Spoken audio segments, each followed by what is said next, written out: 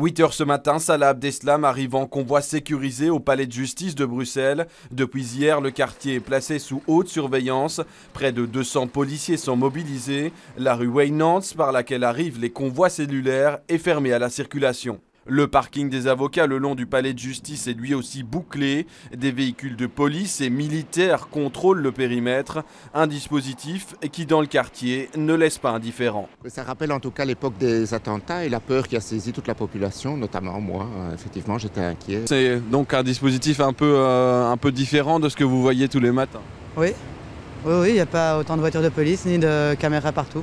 À l'entrée du palais de justice, la sécurité est maximale. La police procède à des fouilles systématiques avant l'entrée dans le bâtiment. Journalistes, justiciables et avocats, tous doivent s'y soumettre.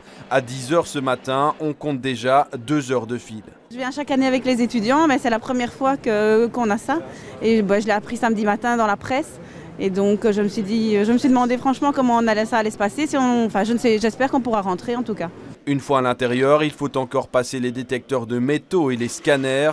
Des mesures de sécurité avec à la clé plusieurs heures de retard pour les avocats. Là, ça fait environ 3/4 d'heure que j'attends. D'habitude, en tant qu'avocat, on peut passer tout de suite les dispositifs de sécurité qui sont à l'intérieur.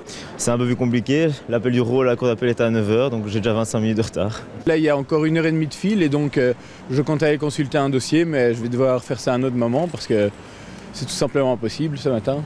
Un dispositif de sécurité exceptionnel pour un procès hors norme, un procès au rythme duquel le quartier du palais de justice devra vivre toute cette semaine.